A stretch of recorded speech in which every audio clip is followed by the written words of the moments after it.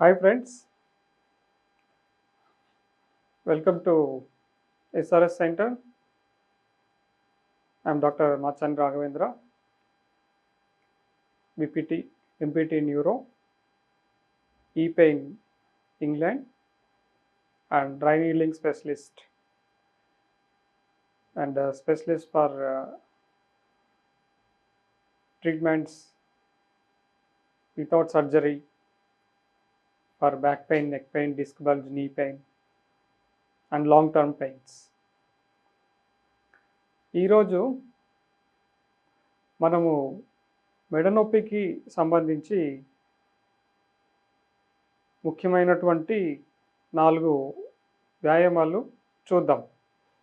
మెడ నొప్పితో బాధపడుతున్న వాళ్ళు కొంతవరకు నొప్పి తగ్గించుకోవడానికి ఎటువంటి వ్యాయామాలు చేస్తారో అందులో ముఖ్యమైనటువంటి 4 వ్యాయామాలు మీకు చూపించబోతున్నాను. మొదటిది వచ్చేసి మెడని పైకి కిందికి అనడం. ఇలా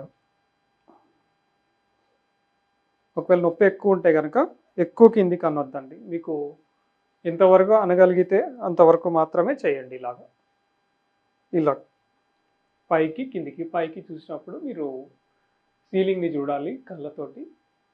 కిందికి అన్నప్పుడు ఎంతవరకు రాగలిగితే అంతవరకు చేయొచ్చు. కింది వరకు అనగలిగితే కనుక కింది వరకు ఈ మెడ భాగాన్ని ఇక్కడ టచ్ చేయొచ్చు. ఇలాగా 10 సార్లు చేయాలి. రెండవది పక్క వైపుకు చూడటం, మొత్తంగా తిప్పాలి. ఫుల్ మెడ నొప్పి ఉన్న చాలామందికి వాళ్ళు ఇంత చేయలేకపోతారు. వాళ్ళు ఇంతవరకు చేయొచ్చు లేదా ఇంతవరకు చేయగలరు. ఇలా చేసి ఇలా తిరుగుతారు, అంతేగాని నెక్ మూవ్మెంట్ రాదు. ఇటు సైడ్ కూడా అంతే, ఇలా తిరుగుతూ ఉంటారు. ఇది ఇలా తిరగదు. సో అలా ఉన్నప్పుడు కానీ ఏం చేయాలంటే మనము మెల్లగా ప్రాక్టీస్ చేస్తూ కొంచెం ఇలా అనడానికి ప్రయత్నించాలి. ఇలా మొత్తం ఈ పక్క ఉన్న గోడను మళ్ళీ మెల్లగా ఇటు తిప్పి ఈ పక్క ఉన్న గోడను చూడాలి. ఈ స్పీడ్ అన్నది ఎంత చేస్తున్నామో మెల్లగా అదే స్పీడ్ మెయింటైన్ చేయాలి. ఉన్నట్టుండి చేస్తున్నప్పుడు ఇట్లా సడన్గా ఇటు తిప్పడము ఇలా చేస్తే కనుక పట్టేస్తుంది మెడ, నొప్పి ఇంకా ఎక్కువ అవుతుంది. చాలా జాగ్రత్తగా ఉండాలి. అందుకనే ఇది రెండవది. మూడవది వచ్చి ఇలా వంచడం సైడ్కు, ఇలా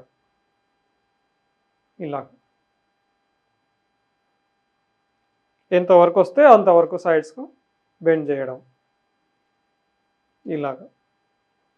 ఇలా 10 టైమ్స్ చేయాలి. ప్రతి ఎక్సర్సైజ్ 10 టైమ్స్ చేయాల్సి ఉంటుంది.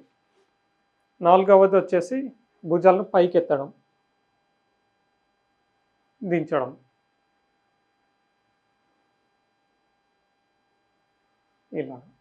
మళ్ళీ